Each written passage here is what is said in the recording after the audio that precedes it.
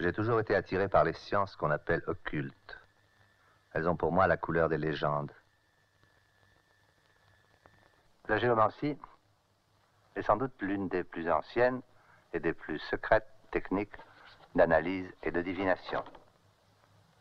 Elle est née il y a quelques milliers d'années autour du bassin de la Méditerranée. Elle est liée aux travaux des astrologues et des alchimistes. Je vais essayer de te montrer comment le système fonctionne. Le consultant dispose sur le sol ou sur une feuille de papier 16 lignes, groupées 4 par 4.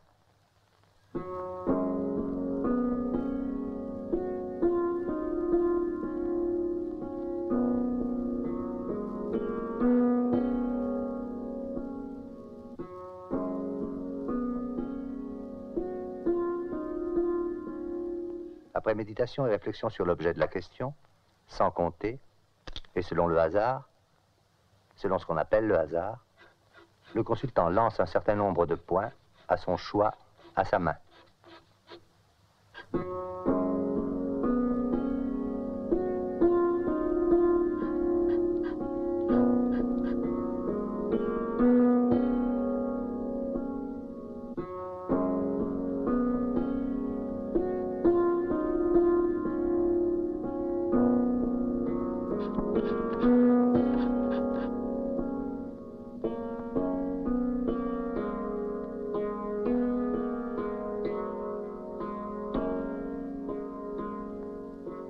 Puis, sur chaque ligne, joignant les points 2 à 2, il détermine si la ligne a un nombre de points pair ou impair.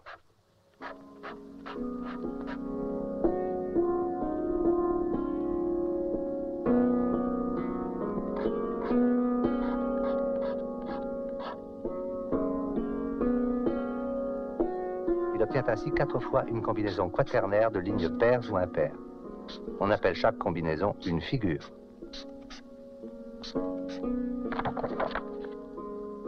Il y a arithmétiquement 16 figures possibles. Chacune de ces figures a son nom, ses propriétés, ses correspondances astrologiques, alchimiques, zodiacales ou planétaires, et sa signification cachée.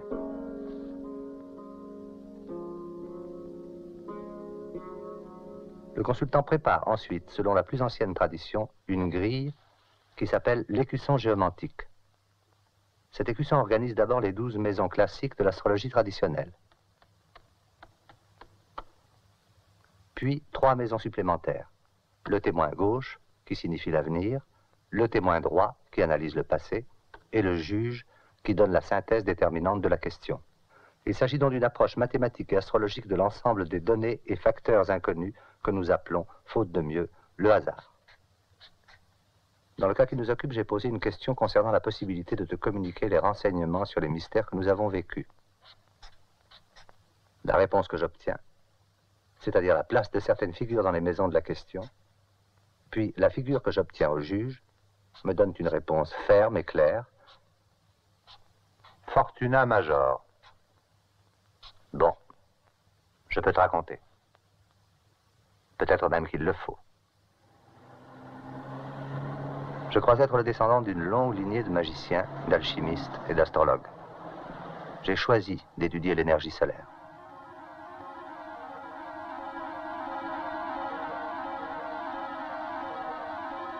Car je ne cherche pas seulement une source d'énergie qui ne soit pas fondée sur le pillage des richesses de la Terre et qui ne souille rien autour d'elle, mais aussi un reflet des travaux de mes ancêtres. Par-delà les siècles, la science donne la main aux rêves des alchimistes.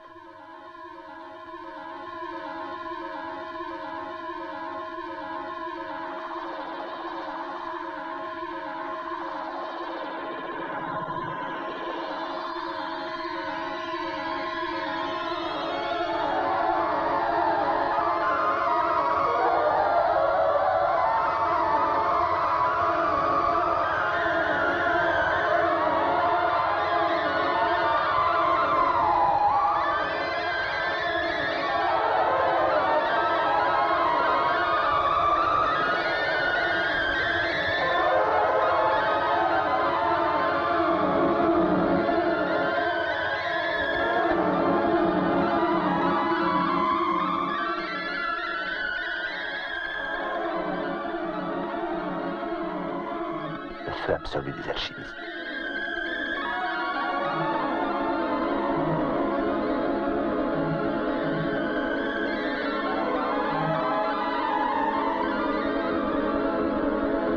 Je n'aime pas les gens qui déplacent trop d'air.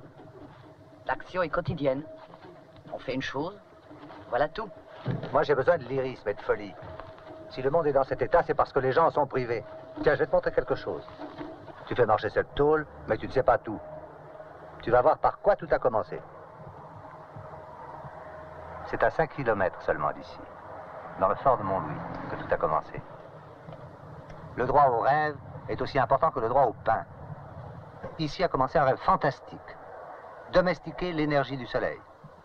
Dans ce bâtiment qui fut et qui est encore une caserne, un homme d'intuition et de délire a construit ici, avec des bouts de ficelle, les débuts de ce qui est aujourd'hui notre building. Voilà, ça c'est la fête de la raison.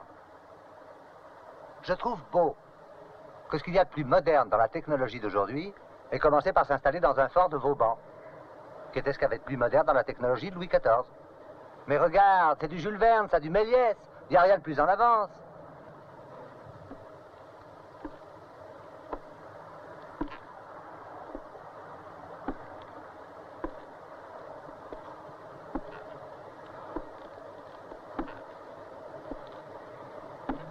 Attraper l'énergie du soleil et réussir à l'enfermer, hop, comme dans une bouteille. Avoir chacun son petit moteur solaire, sans voler personne, sans polluer personne, tu te rends compte? Fin des technologies, fin des capitalistes, ou presque. Ah! Tu t'es brûlé? Non, j'ai cru, mais ce n'est rien. Seulement plus tard, je me souviendrai de cette minuscule brûlure comme d'un point de départ.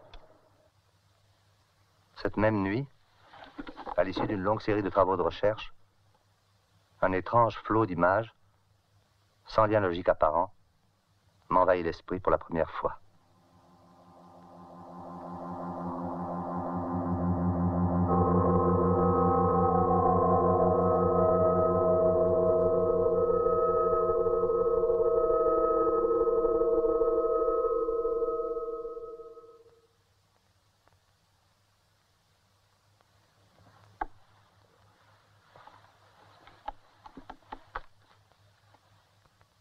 Émergeant de cette transe, je reprenais mes esprits, quand je vis apparaître sur ma paume ce que je pris d'abord pour un objet, une sorte de plaque de nacre, que je crus poser dans ma main.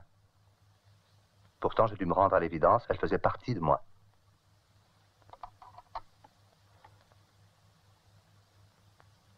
Elle était insensible comme un ongle, impossible de l'arracher. Aucune douleur, ni au centre, ni sur la périphérie. Aucune inflammation. Si c'était la croûte d'une cicatrice, c'était à coup sûr d'une cicatrice intérieure qu'il s'agissait.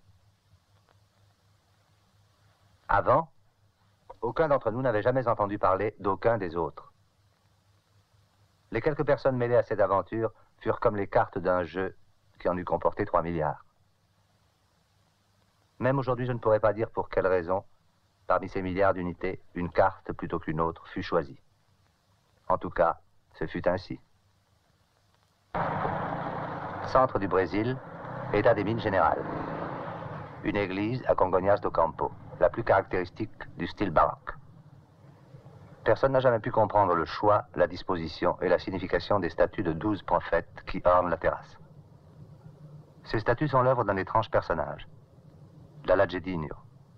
Alchimiste peut-être, illuminé, infirme, accrochant ses ciseaux de sculpteur à ses moignons, il couvrit l'état des mines générales de statues baroques. Norma, à la fois élève et professeur à l'Institut d'astronomie de Rio, était depuis sa plus tendre enfance fascinée par les statues de l'Alagedinho. Les statues parlaient, disaient quelque chose.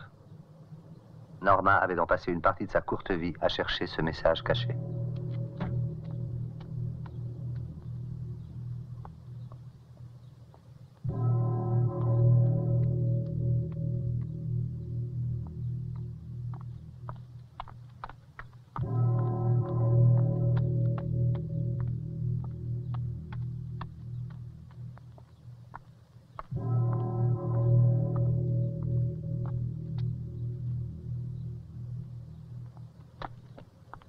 Eu ainda não consegui entender o que é que você quer.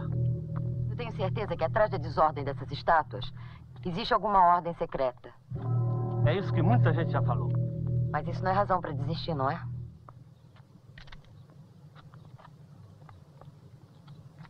Por que você acha que você vai conseguir lá onde todo mundo falhou? Primeiro, porque foi o Aleijadinho que fez essas estátuas. E segundo, porque eu acho que atrás delas existe alguma coisa. Você sabe que queimaram o alquimista há 200 anos por pensar isso? Eu acho que o Aleijadinho foi uma espécie de feiticeiro. É, eu também. Você sabe que na sacristia tem uma pasta com desenhos feitos por ele? Você poderia me mostrar? Em princípio, não. Tampi.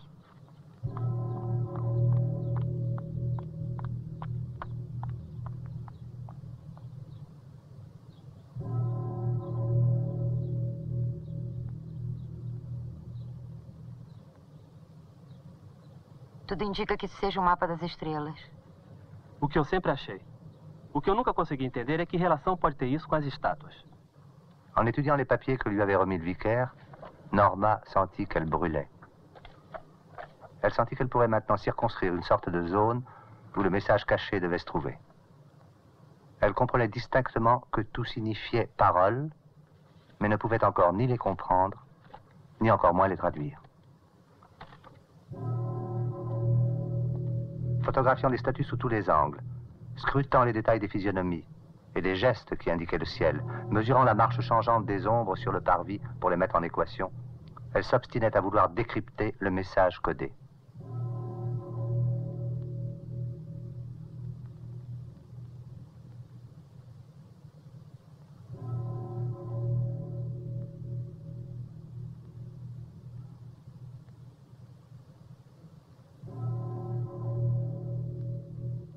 Usage de l'herbe ou résolution d'une tension intérieure, elle ne le savait pas, mais elle reçut comme moi un premier train d'hallucination. D'autres ne tarderaient pas.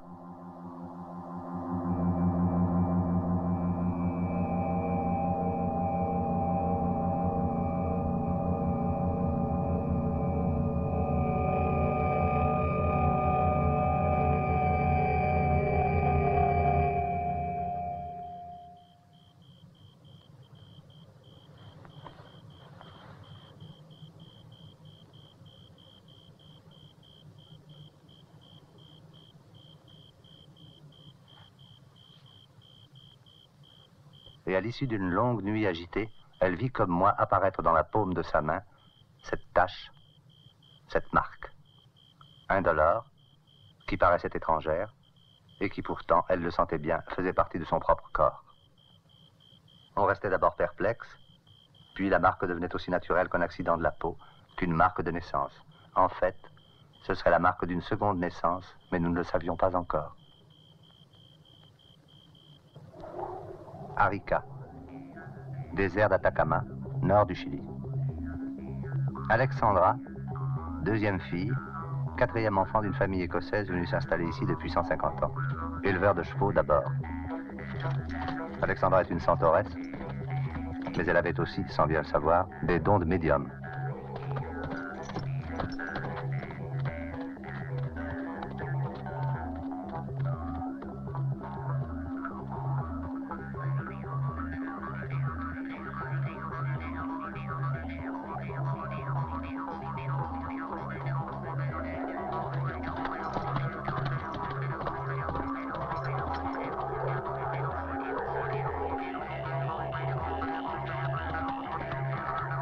Il y a dans le désert, sur les collines, d'immenses inscriptions qui datent d'avant les Incas. Personne n'a jamais pu expliquer ce que font là ces hiéroglyphes, qui les a faits, ni pourquoi.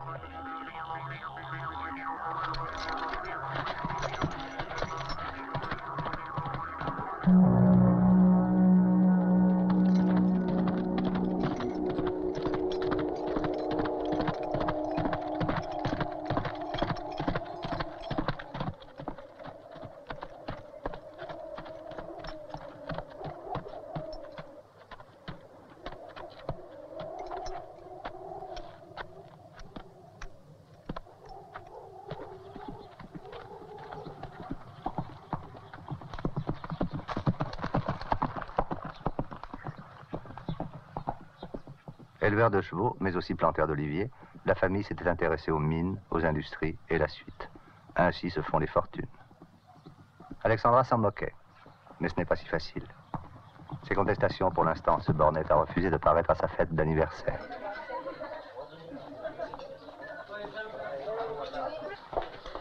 ¿Pero dónde vamos? Voy a mostrarte tu regalo.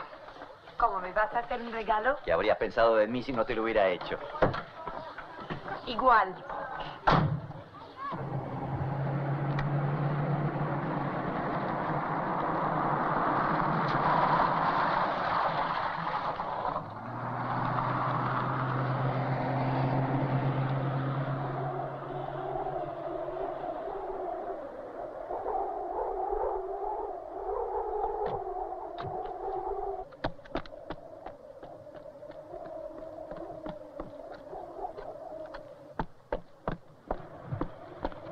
¡Qué maravilla!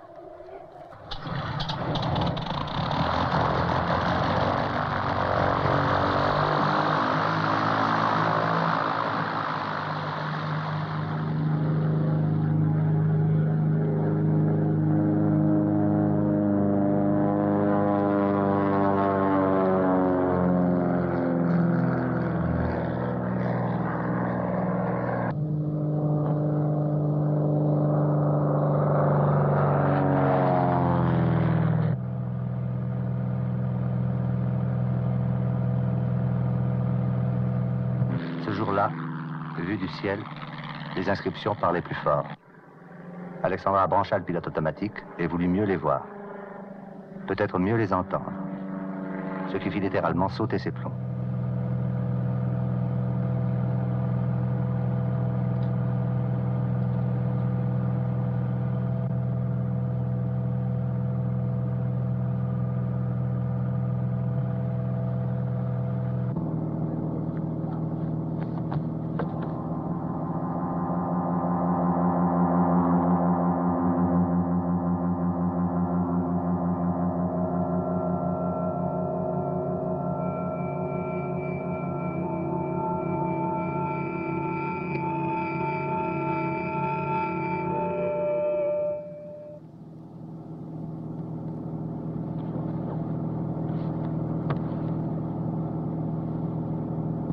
Torre de control de Arica. Torre de control de Arica. ¿Me oye? Estaba en pilotaje automático. Me pongo en manual. Pido autorización de aterrizar. Aquí torre de control de Arica. Te recibo. ¿Todo va bien, Sandra? Me he sentido mal. Ahora todo va bien. Voy a aterrizar. Voy a aterrizar. Positivo. Aterrizaje autorizado. Envío enseguida 2 mecánicos para ayudar. Hola, Carola. ¿Qué está haciendo? Estoy mirando los dibujos del abuelo. Feliz cumpleaños. ¿Cómo? ¿Un regalito para tu vieja hermana? Vamos a ver. ¡Qué bonito! Un sol enorme.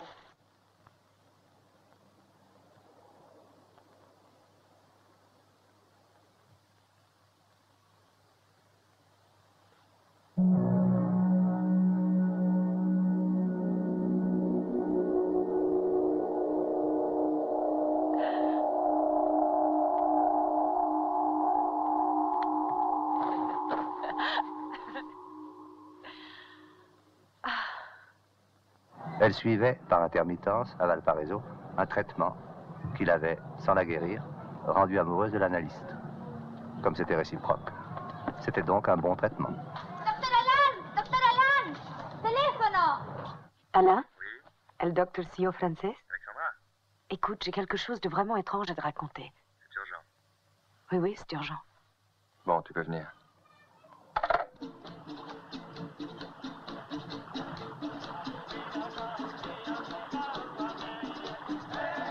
Au même instant, à 10 000 km de là, à l'autre bout du Pacifique, Françoise revenait à son point de départ, après une campagne de 6 mois dans les mers du Sud. Ethnologue, chargée de mission par diverses organisations scientifiques, Elle avait quitté Papeete, à Tahiti, pour un voyage dans les archipels de la Polynésie, à bord d'un ketch piloté par un vieux camarade de faculté qui faisait le charter. C'était son premier voyage important. Compte rendu de ma campagne du printemps 71 en Polynésie.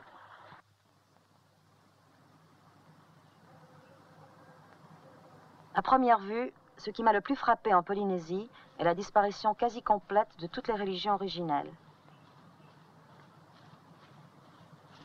Ça me serre le cœur.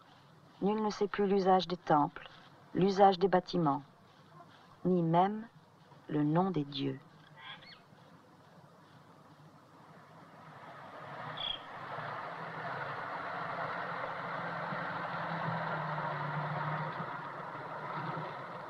Les habitants de ces îles fortunées n'ont sans doute jamais connu les dures nécessités de la lutte pour la vie.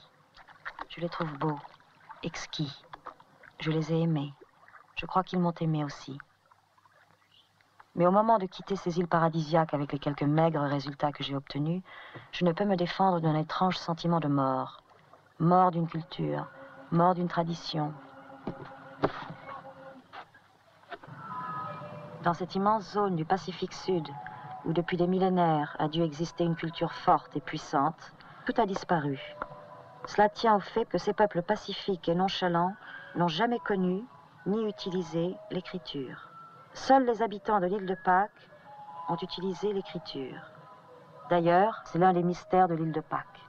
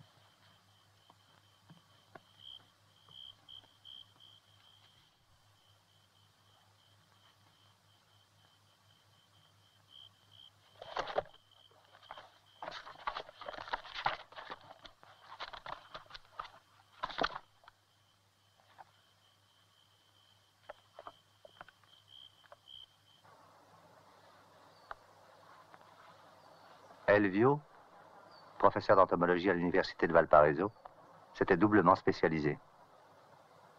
Ses recherches tournaient autour des méthodes utilisées par certains insectes, quelquefois aquatiques, pour loger leur descendance à l'intérieur des corps vivants d'animaux d'autres espèces, pour qu'elles s'en nourrissent jusqu'à l'éclosion. Et d'autre part, il parcourait exclusivement aussi des dizaines de kilomètres dans une zone de lacs et de montagnes au centre du Chili. D'une certaine façon, il avait une spécialisation de plus. Il était marié, monogame et fidèle, au grand regret de ses élèves.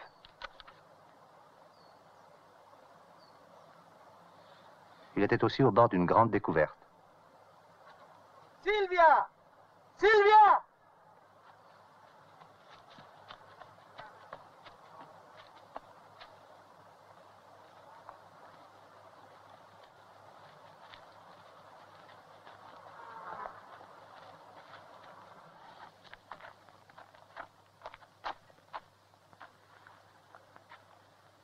¿Ves? No veo nada. Pero fíjate bien. El verdadero problema es que la oruga nunca vivió más de 4 o 5 meses en esta estación. Pero todavía no veo dónde está el problema. El problema es que se necesitan por lo menos un año o unos 18 meses para que el huevo de la avispa alcance su plena madurez. Entonces el huevo vive en un cadáver. No, porque si viviera en un cadáver moriría. Todavía no comprendo bien el mecanismo, pero lo que sí es cierto es que el huevo atrae todo lo que hay vivo a su alrededor. Luego abandona el cadáver y se deposita en otra criatura viviente. Ahora se pasó al otro. Sobre el abdomen hay una especie de tumor, muy pequeñito. Es como si un jinete saltara de un caballo a otro sobre la marcha. ¡Ay! ¿Qué pasó? ¿Te quemé? No, no es nada.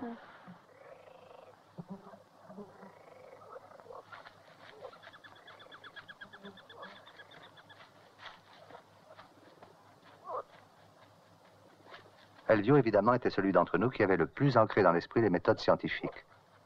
Il se livra à une investigation aussi complète qu'il le put pour arriver au même résultat. Cette marque, malgré son apparence, n'était pas un objet étranger. Cela venait du corps qu'il avait sécrété ou fabriqué. Et dans le même temps, ce n'était pas non plus une chose naturelle. Contradictions qui se retrouvèrent instantanément dans les visions qui lui apparurent à peu près en même temps.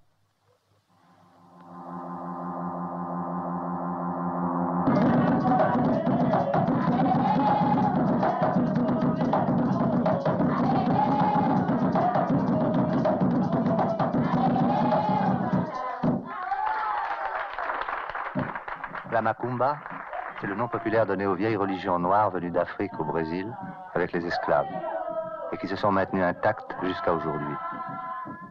Une tenda, c'est une église ou une paroisse. Il y en a 30 000 dans Rio de Janeiro, la plupart implantées au milieu populaire. Au cours des cérémonies, les dieux apparaissent, s'emparent des médiums et descendent au milieu de leur peuple.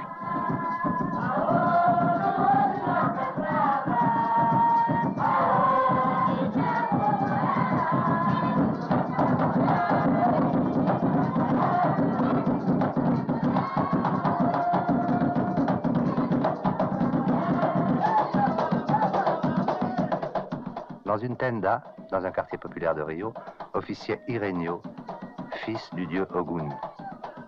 Il avait l'habitude les soirs de cérémonie de recevoir les dieux et de les faire parler par sa bouche. Ce soir-là, l'ordre des choses fut bouleversé, à la grande surprise de Marlène, femme d'Irenio, et de Donna Rosa, dame de la paroisse.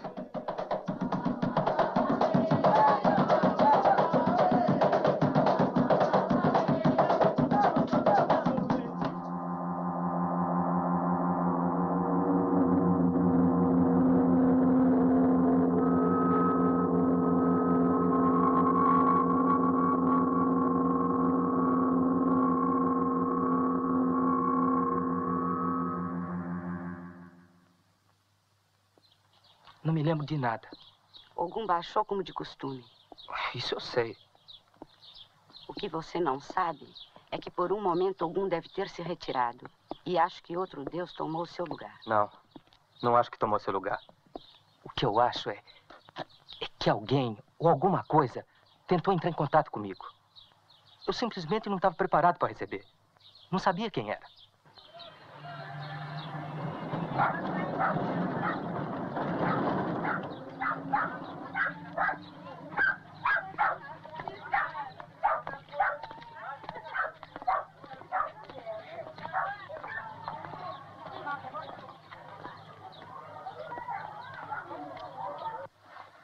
Irenio avait l'habitude du contact avec les dieux. Il lui parlait. Il sentait bien cette fois que quelqu'un voulait quelque chose de lui, mais ne savait pas quoi. Il ne savait pas qui. Marlène, comme Irenio, vivait de plein pied avec ce qui est pour nous, pour notre naïveté, le surnaturel. O que é que você tem? Há uma hora que eu estou te olhando. O que é isso na tua mão? La marque apparue dans la main d'Irenio ne lui causa donc aucune surprise. Elle savait déjà. C'est plutôt par précaution qu'elle consulta ses dieux.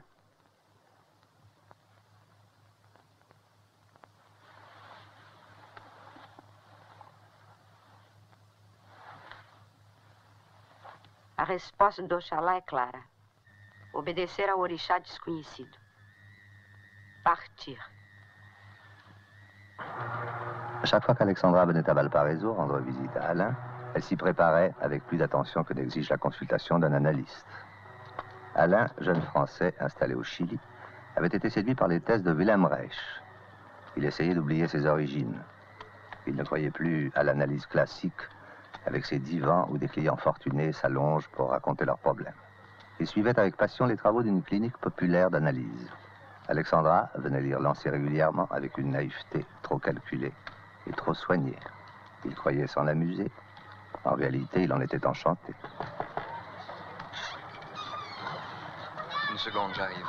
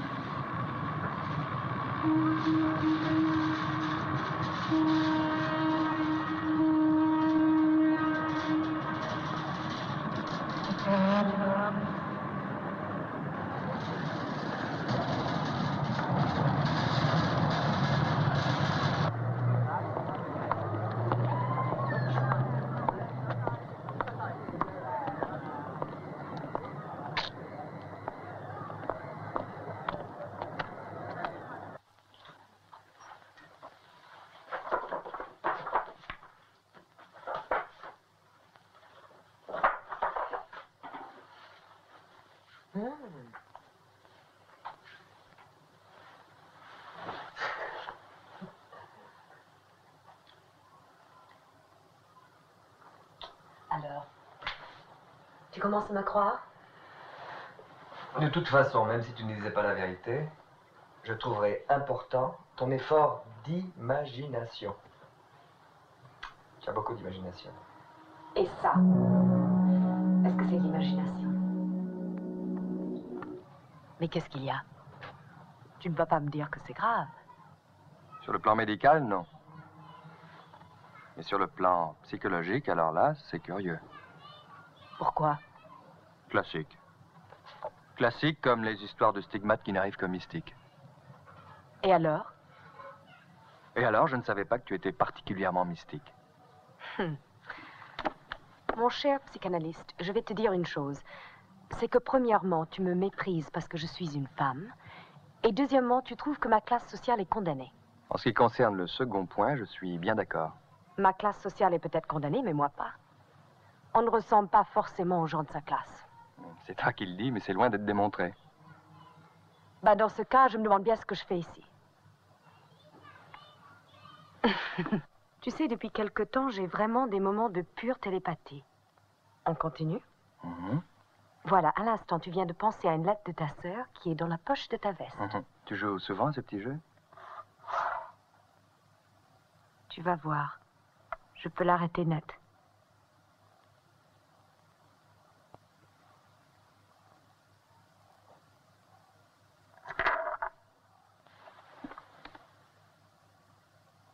Il y a longtemps que tu fais ça? Oui, depuis quelque temps, je peux manipuler à distance certains petits objets. Quelquefois, ça marche et quelquefois, je reste longtemps sans pouvoir recommencer.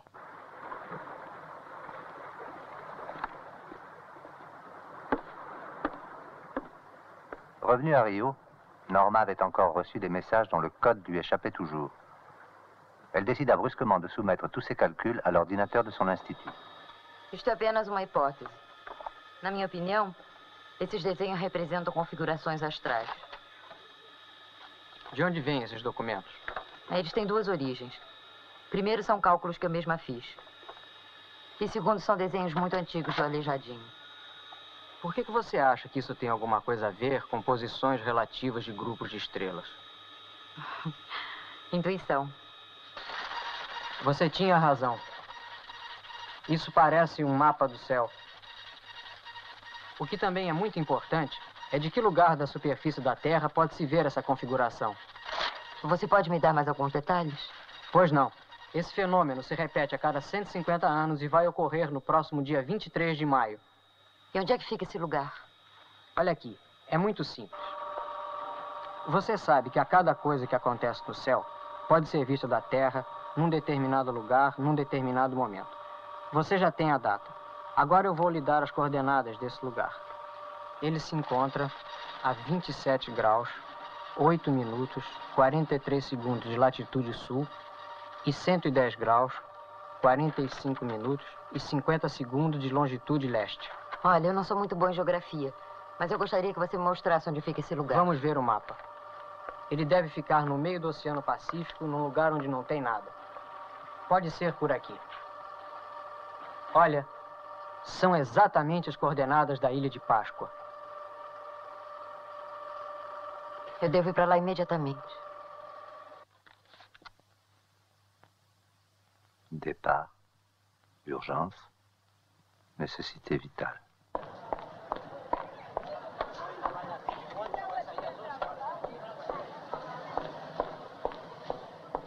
A companhia LAN Chile anuncia a saída de seu voo 171 com destino a Buenos Aires e Santiago do Chile.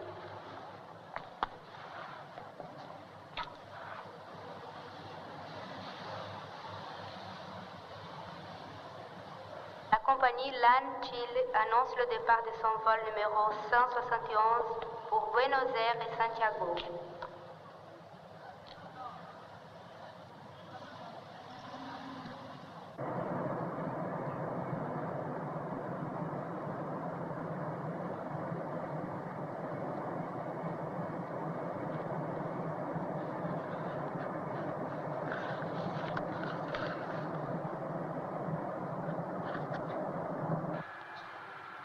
En raison des mauvaises conditions atmosphériques sur l'océan Indien, la compagnie UTA a le regret d'annoncer un retard de son vol 077 à destination de Paris.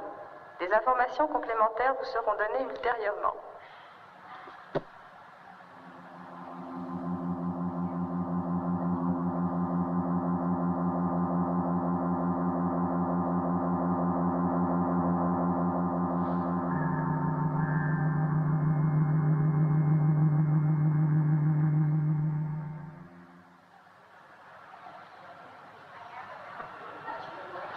Attention, dernier avis. Vol LAN Chile 171 à destination de l'île de Pâques, Santiago du Chili, Buenos Aires, Rio, Madrid et Paris. Départ imminent.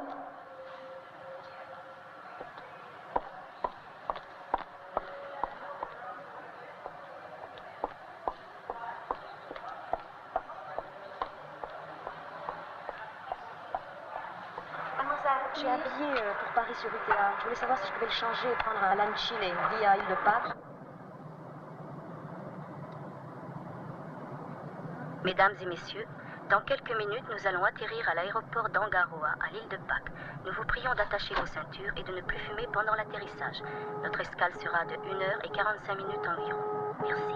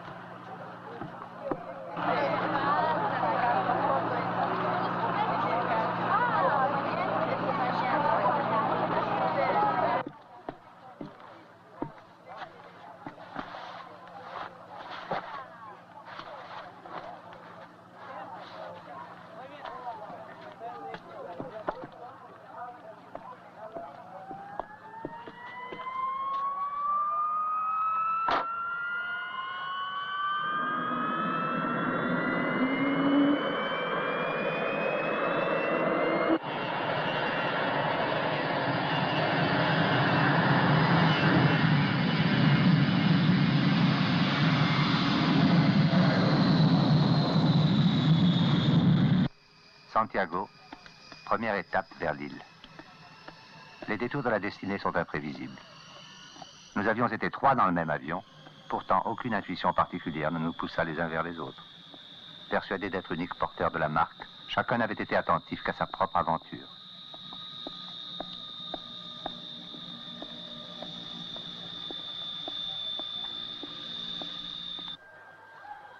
Norma, comme nous, se demandait ce qu'elle pouvait bien faire là. Son idée était d'abord d'aller à l'université de Valparaiso, pour voir, pour attendre.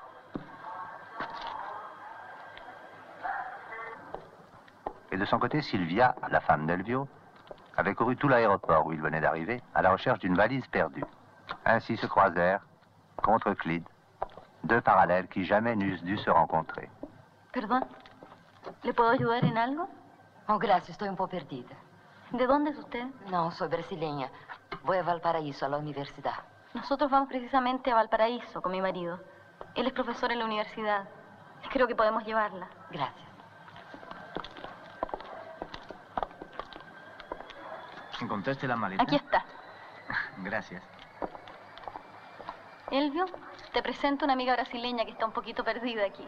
Mucho gusto. Encantado. Ella va a Valparaíso, a la universidad. ¿Sí? Creo que podríamos llevarla. Sí, sí, por supuesto, podríamos llevarla. Gracias.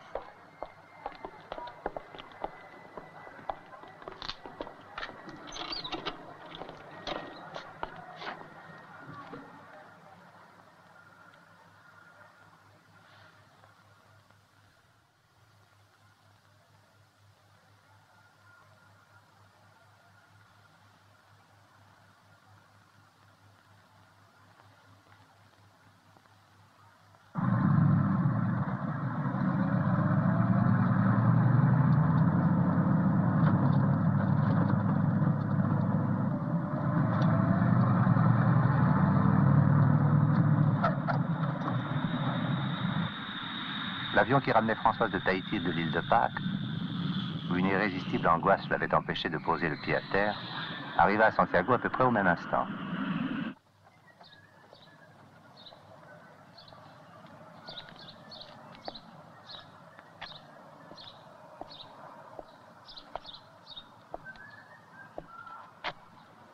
¿Qué está haciendo aquí?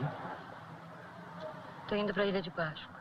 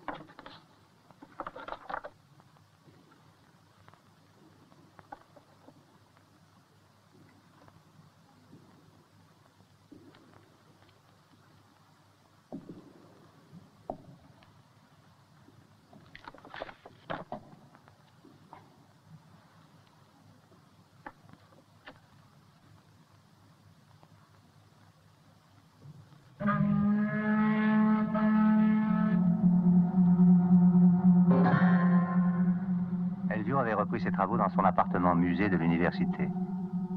Ses travaux, mais pas son équilibre.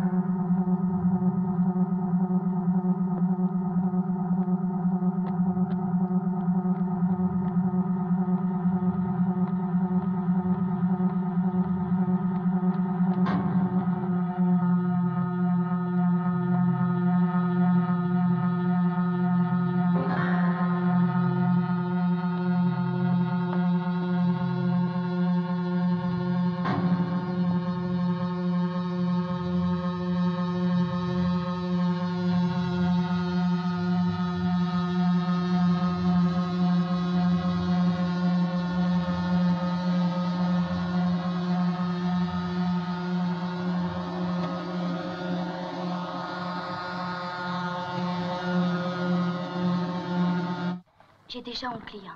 Vous avez déjà un client? Oui. Qui est-ce? C'est un physicien français qui nous a envoyé avec les plus grandes recommandations.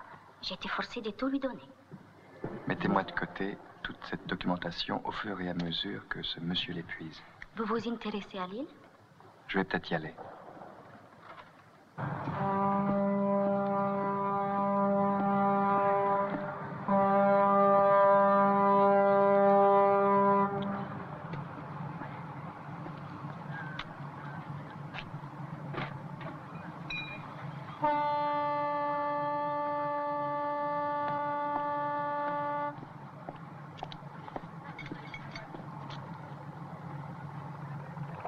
C'est apparu en même temps que les hallucinations. Maintenant qu'elles ont cessé, ça va peut-être disparaître.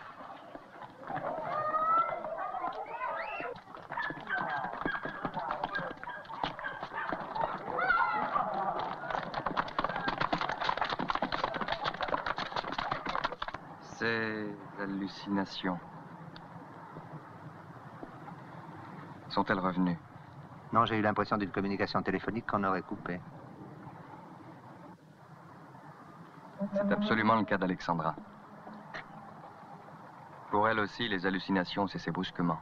Ce qui fait que vous avez naturellement tendance à classer les deux malades que nous sommes dans la même catégorie. Je dois vous avertir tout de suite que je n'ai pas le goût de la classification. Nommer une chose, lui coller une étiquette, ce n'est ni la comprendre, ni même la définir. Oui, oui. La carte n'est pas le territoire. J'aimerais beaucoup que vous rencontriez Alexandra. Je ne pense pas que ce soit une rencontre vraiment utile. Pour quelle raison?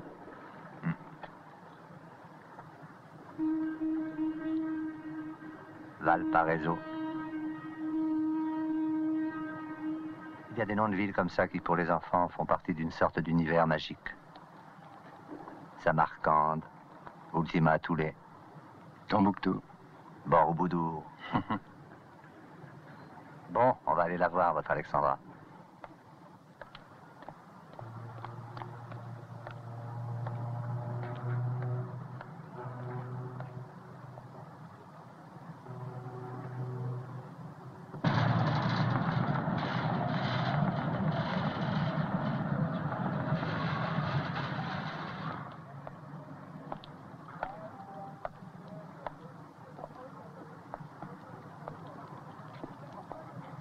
Je savais que vous arriviez.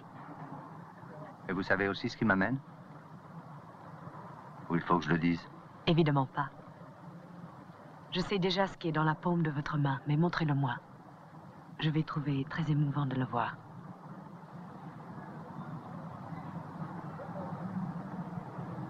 Alors, vous travaillez ici? C'est ma tanière, la cellule de base de la nouvelle analyse. Alexandra nous rejoindra tout à l'heure. C'est amusant. J'ai beaucoup de sympathie pour ce que vous faites, Alain. Mais la locomotive de l'histoire a pas mal roulé depuis Wilhelm Reich. Dans les mœurs, la révolution est déjà faite. Elle a érodé les tabous, ceux des religions comme ceux des diverses moralités. Bizarrement, à 50 ans, il me vient de l'optimisme. J'en arrive à oublier la force et la volonté de puissance de la classe dominante, l'ordre, l'argent, la police. Il laisse chanter les hippies comme Mazarin laissait chanter les frondeurs. Bien sûr, à la surface de l'eau, un petit vent de liberté. Je crois que le choc viendra du contact avec d'autres civilisations. On verra alors que l'homme n'est peut-être qu'une sale bête arriérée. Les physiciens disent que ce n'est pas la matière qui est vivante, mais une certaine structure. À la limite, on pourrait imaginer un soleil vivant.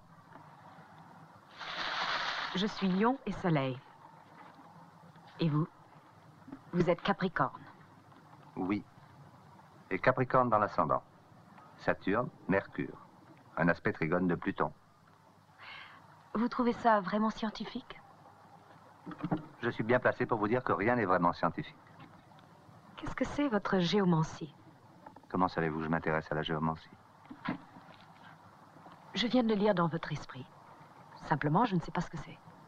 Eh bien, vous n'avez qu'à le lire dans mon esprit. Ce n'est pas si simple. Je ne peux pas lire les pensées comme on lit les mots d'un livre. Les pensées ne sont pas imprimées sur des minuscules petites pages enfermées dans votre cerveau. Alors il faut que je fasse mon petit numéro de sorcellerie?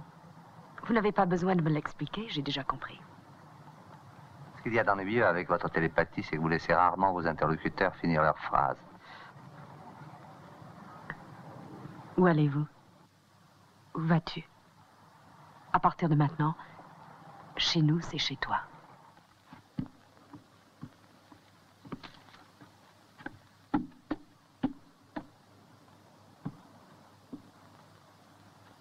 Sandra, une pomme.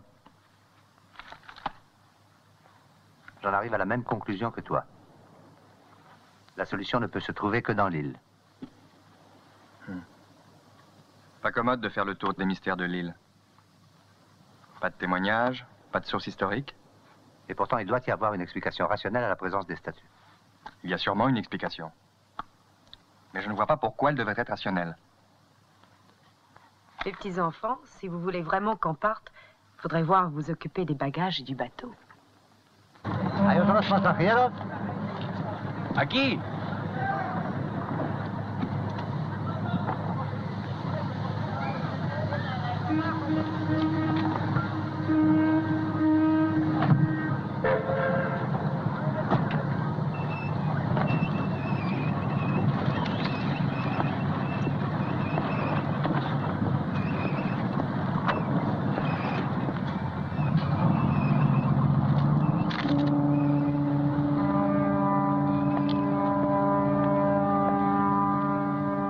Nous nous étions d'abord rencontrés 2 à 2, croyant à quelque intention du destin. Soudain, nous étions 4. Mais nous gardions un sentiment de manque, d'inachevé. L'idée nous vint d'accélérer notre départ, d'étudier un voyage par avion. Nous allions bientôt y renoncer. Dans le bureau de la compagnie d'aviation, quelque chose se passa. Nous nous trouvions soudain devant une évidence. D'une manière encore obscure, nous savions qu'une phase de l'aventure allait s'achever.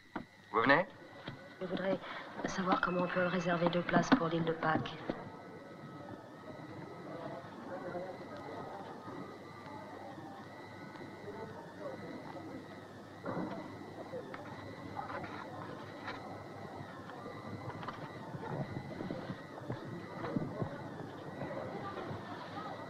Pas encore tout à fait clairement, des fragments épars venaient de se rejoindre, de se compléter.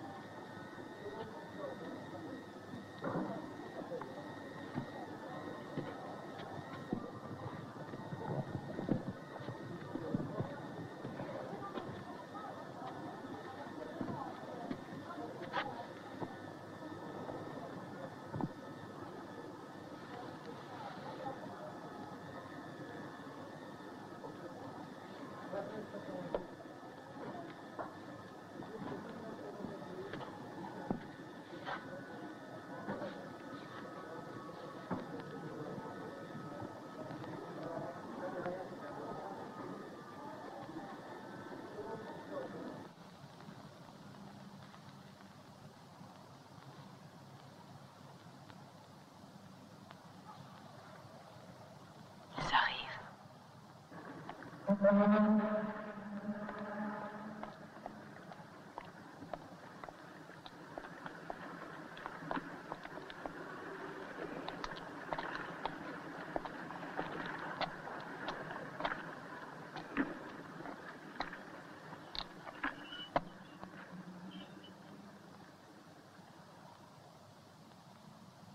La figure que nous formons est tout à fait celle que j'ai vue dans le désert. Un hexagone parfait. Depuis 300 ans, chaque génération de ma famille a produit au moins un sorcier. Ce qui me donne une certaine habitude de ce genre de choses. Mais ici, nous sommes en présence d'un phénomène qui ne se laisse pas cerner par de moyens de connaissance habituels, y compris la sorcellerie. Je suis persuadé que la vision partielle de chacun de vous est un élément pour une connaissance plus générale. Il y a longtemps que sans le formuler, j'avais la même impression. Un peu comme si chacun d'entre nous apportait sa pierre à un édifice commun. Ma pierre, C'est ce que je connais de l'île. Me pregunto si algo o alguien que ha fijado esta cita cósmica nos ha entregado este signo como un medio para prevenirnos de este encuentro.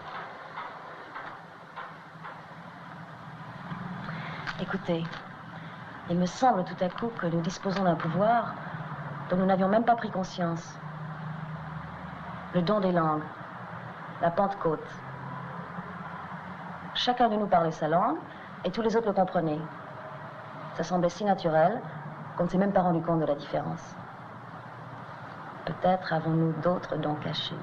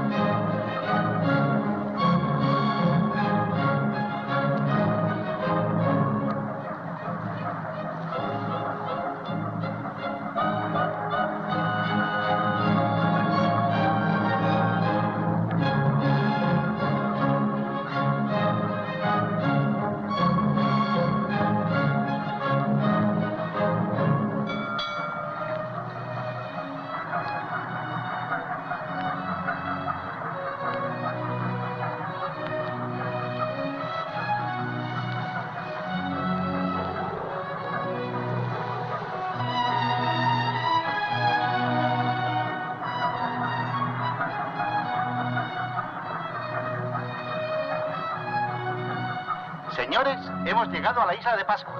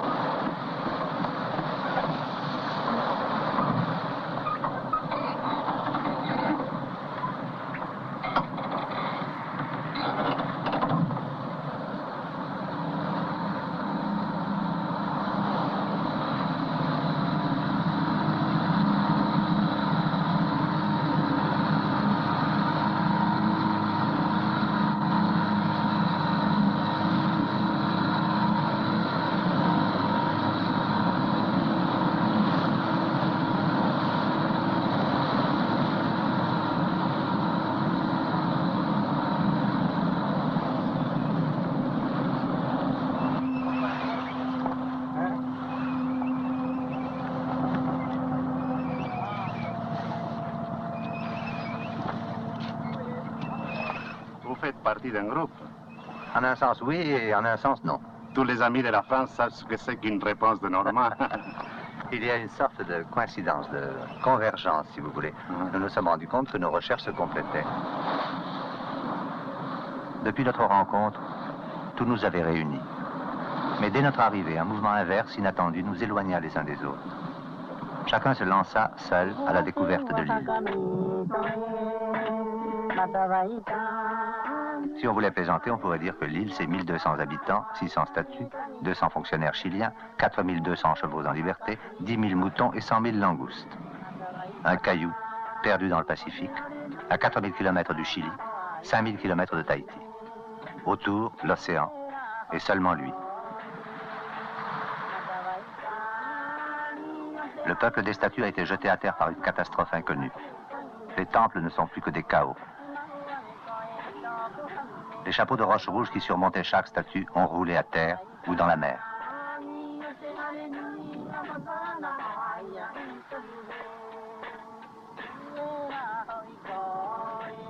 Parfois, d'un amas de rochers, émerge un signe, magique, rituel. Des pierres tombées du temps, comme les météores tombent du ciel.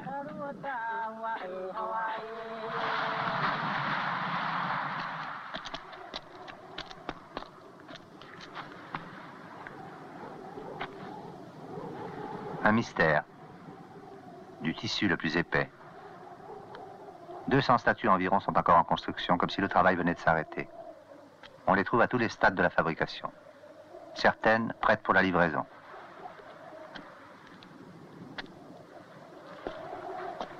Mais cette livraison aussi reste inexplicable.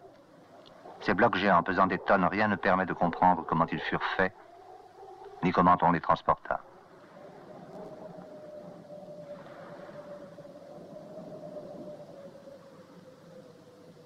Par la mer, près d'un port naturel, des statues brisées au milieu d'un amoncellement de rochers font croire qu'un gigantesque chariot a renversé là tout son chargement.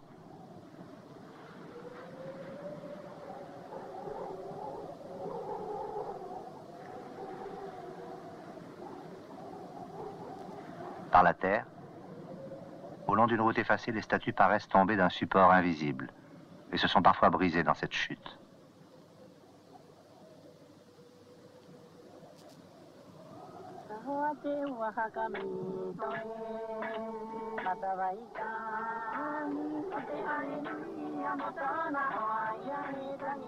À mon sens, nul ne percera ces mystères, sauf peut-être par un voyage dans le temps. Une foule de dieux inconnus nous entoura. Nous ne pouvions même pas les nommer. Qui? Pourquoi? Comment? Aucune date certaine. Aucune chronologie. On comprenait seulement que des vagues successives de peuples et de dieux avaient battu ces rivages. Puis, lentement, nous revînmes les uns vers les autres, suivant d'abord les pentes naturelles de nos cœurs.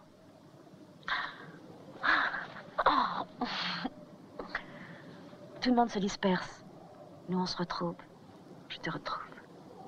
Ia te procurar. C'est bien mieux. C'est pareil.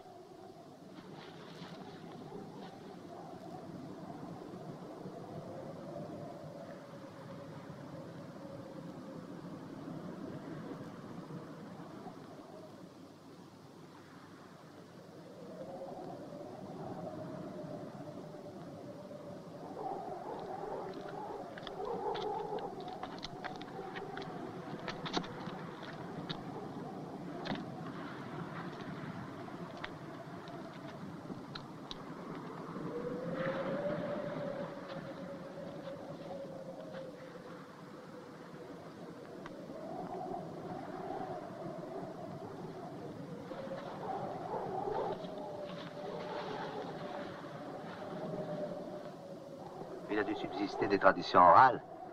Presque chaque famille a une grotte privée avec des idoles, des plaques gravées.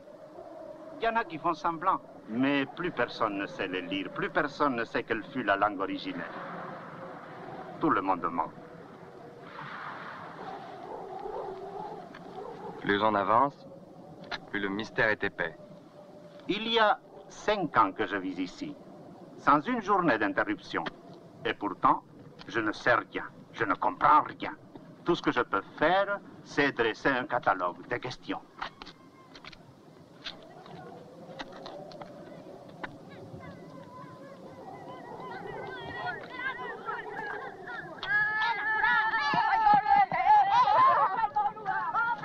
ont peur de nous? Peur, sans doute pas. Ils sont intimidés. C'est curieux. Parfois, j'ai l'impression qu'ils en savent plus que moi, qu'ils savent quelque chose que je ne saurais jamais. C'est nouveau? Pas vraiment. On dirait qu'en devenant adultes, ils oublient tout ce qu'ils savaient étant enfants. Ce n'est pas spécial à l'île de Pâques. Tous les deux, nous sommes les seuls à avoir subi une éducation fondée sur la raison, le rationnel, le raisonnable. Nous devrions faire le point. Écoute, laisse-moi reprendre mon souffle. C'est curieux, je te croyais sorcier. En ce moment, je serais plutôt sorcier français. Petit français, petit sorcier. Non, la réalité, c'est que j'ai peur. Je voudrais comprendre. Moi aussi, j'ai peur. Mais la raison me dit que je dois oublier le rationnel. Oh, une bonne nouvelle pour l'ethnographie. Puisqu'on y est, allons-y gaiement. Pas de pêche à la ligne au bord du Rubicon. Allez, saute, César. Attention!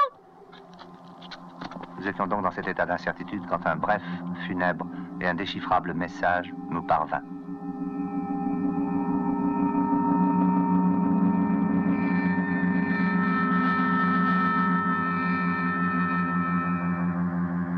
Il n'y a pas une grande marge d'interprétation autour du message qu'on a reçu. Tu as des idées? Malheureusement, je n'en ai qu'une. Tout tourne autour de la mort. D'après ce que j'ai compris, c'est plutôt mort et renaissance.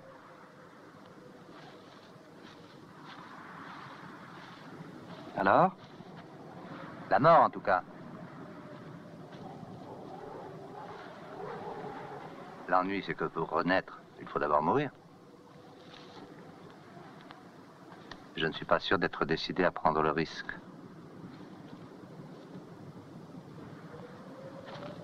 Mais ce monde de la mort est à l'origine de tous nos mythes. Moi, je le vois surtout à l'origine de toute notre terreur. Peut-être.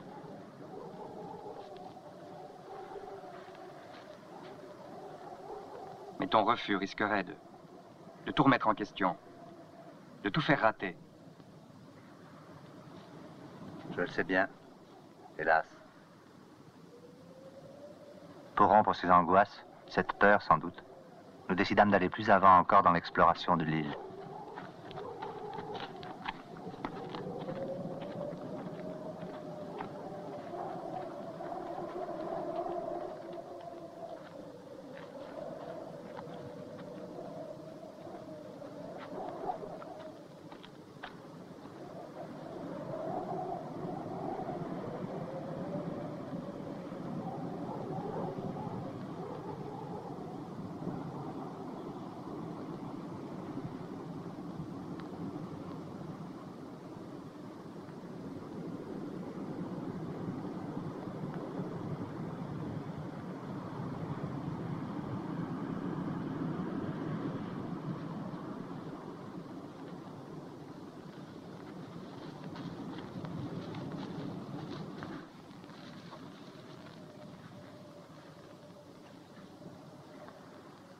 Et pourtant, nous sommes à 2 jours de rendez-vous cosmique. Je n'éprouve plus rien de précis. Irénio, peut-être? Irénio? Como você. Morte e transformação. Si nous avons quelque chose à découvrir, c'est à l'autre bout de l'île.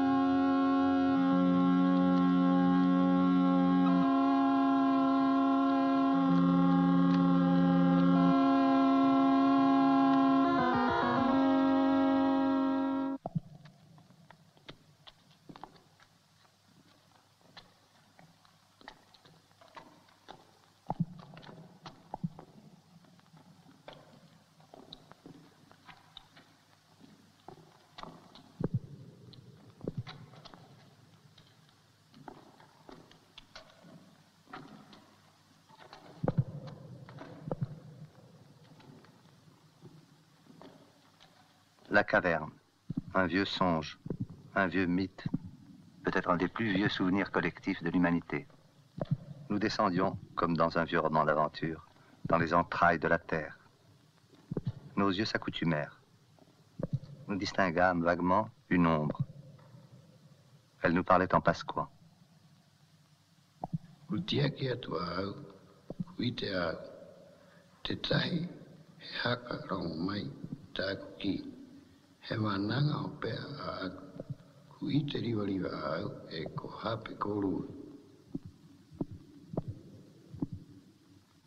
Comme autour de la table ronde, des places nous attendaient. Et tandis que nous nous installions, nous savions que nous venions de franchir une étape nouvelle. Ce seraient nos pensées, désormais, qui se trouveraient directement en contact.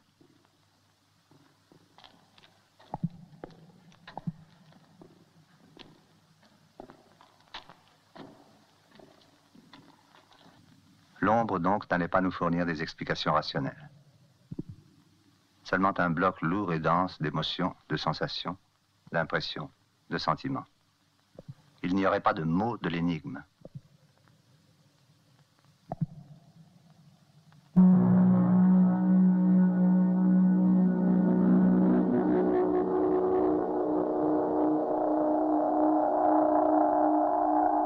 Chaque 500 ans, depuis des millénaires, se produisait une conjonction astrale, sidérale, qui permettait à des êtres venus d'un extrême ailleurs de tenter un contact avec les hommes de la Terre.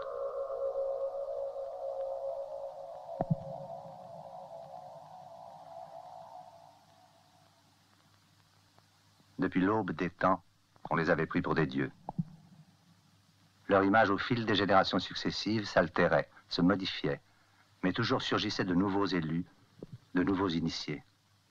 Jamais encore le contact ne s'était rompu.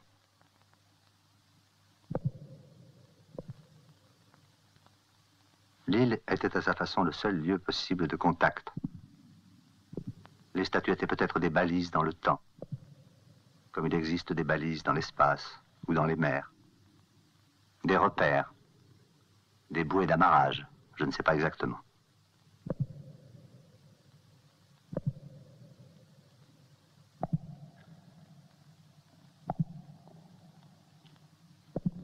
Le moment du rendez-vous approchait. Nous étions une nouvelle chance donnée aux hommes.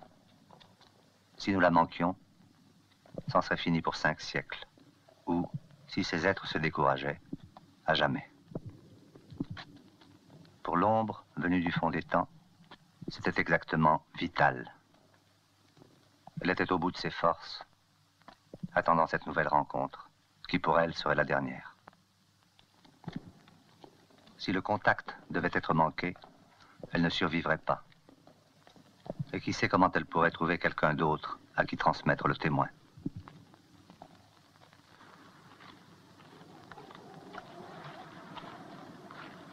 Nous formions à nous six une sorte d'entité nouvelle, comme si des pièces éparses avaient été, pour des raisons inconnues de nous, réunies pour favoriser la communication.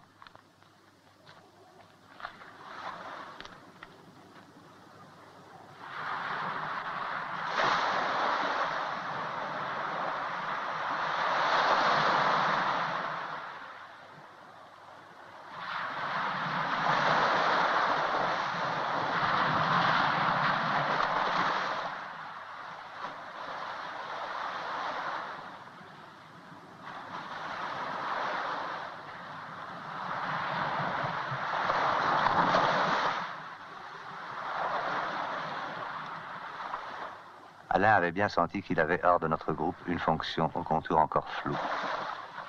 Un rôle exaltant, mais qui pourrait devenir redoutable ou terrible, selon la manière dont se déroulerait la rencontre, maintenant toute proche.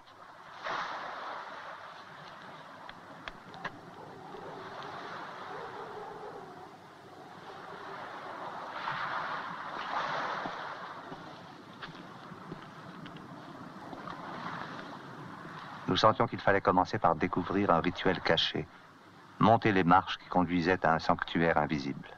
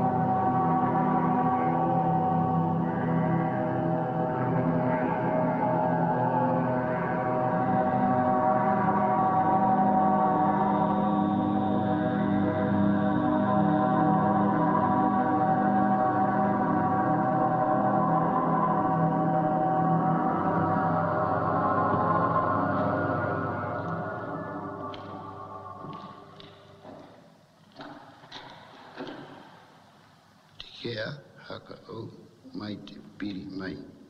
Ko koe pea anahana.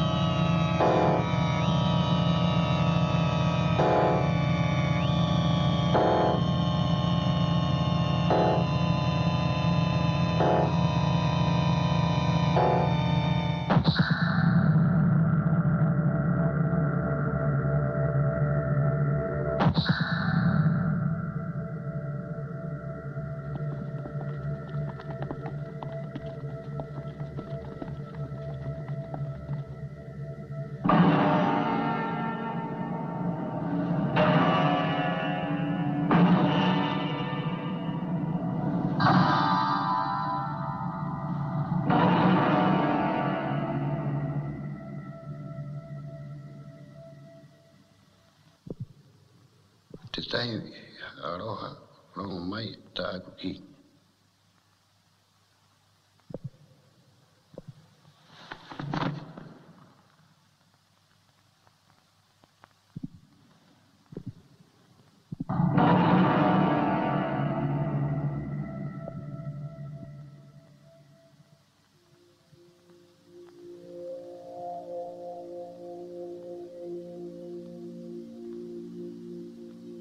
Ainsi, le soleil venu du fond de l'espace et du temps, pour la première fois depuis qu'il visitait notre planète, avait-il pu jeter un regard fugitif sur ce que contenait l'âme des hommes et l'âme de la Terre.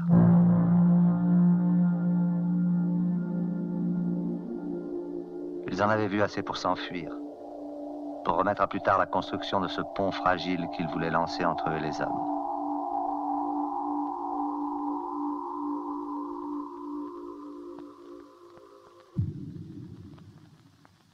Mais l'ombre, le gardien fidèle, le Prométhée qui voulait donner aux hommes la lumière des soleils.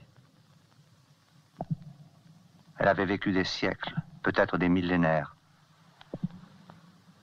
Ce serait à Alain de jouer. s'il pouvait, s'il voulait.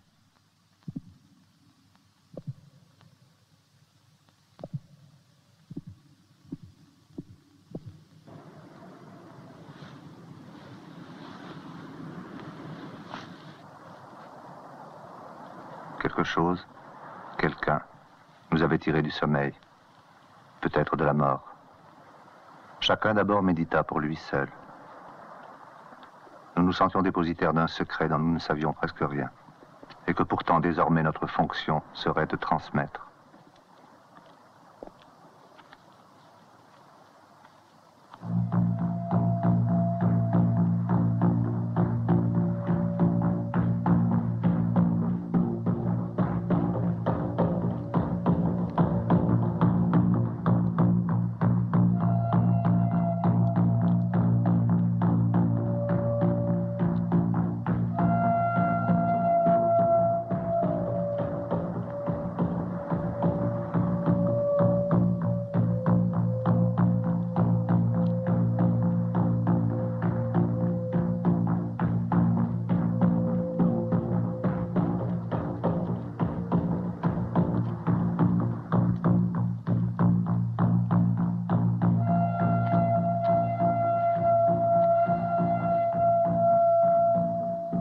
Même si la Terre elle-même n'était pas guérie des convulsions de sa volonté de puissance, le pari devrait être tenu.